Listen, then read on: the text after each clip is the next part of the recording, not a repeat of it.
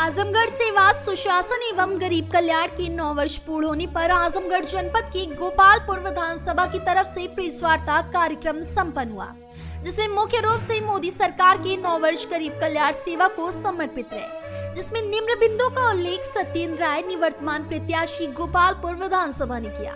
उन्होंने बताया कि देश वह दिन नहीं भूला है जब एक भेजा जाता था तो 15 पैसे लाभार्थी तक पहुंचते थे।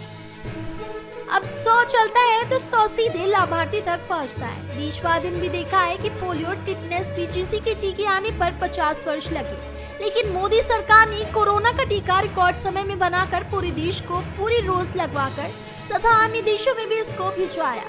आवास निर्माण में क्रांति, घर घर जल पहुँचाना, शौचालय का निर्माण लगभग प्रति घरों में हो गया है या चल रहा है।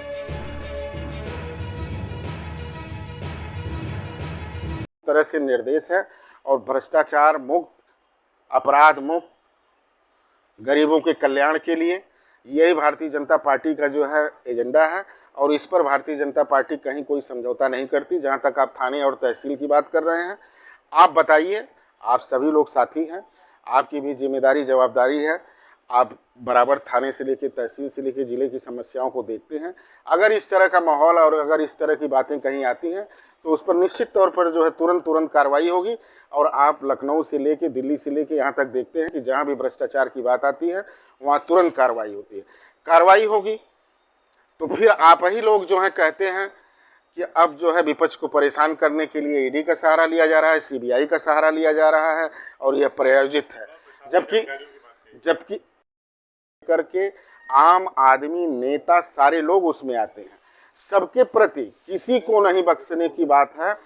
मोदी जी के नेतृत्व में और योगी जी के नेतृत्व में, चाहे उनके पार्टी का, चाहे हमारे पार्टी का हो, चाहे विपक्ष का हो, कोई भी हो, किसी के साथ भ्रष्टाचार को बढ़ावा देने के लिए किसी के साथ कोई भी इस तरह की बातें नहीं है और सबके खिलाफ कार्रवाई होती है।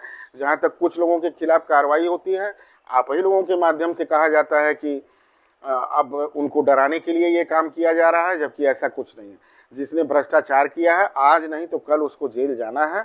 और ये भारतीय जनता पार्टी का संकल्प है कि भ्रष्टाचार मुक्त प्रदेश होगा, भ्रष्टाचार मुक्त जो है देश होगा। 2000 और जनता जो है, जो जनता को आज तक उन्होंने छला है, उसको जनता ने जो है सही तरीके से पहचाना है। और मोदी जी से और योगी जी से और भारतीय जनता पार्टी के द्वारा चलाए जा रहे लोक कल्याणकारी कार्यक्रमों से जनता जो है पूरी तरह से संतुष्ट है और जनता पूरी तरह से भारतीय जनता पार्टी के साथ है। और इसी का नतीजा रहा है कि हमारे लोकप्रिय सांसद दिनेश लाल यादव निरहुआ जी को जो है यहाँ की जनता ने जो है यहाँ से सांसद बना करके उपचुनाव में भेजा है।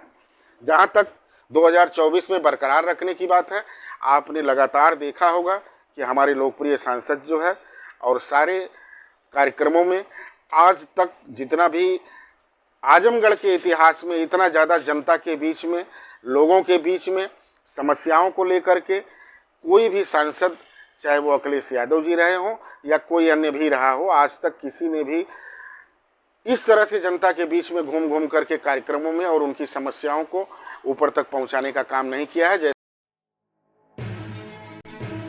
इस खबर में बस इतना ही।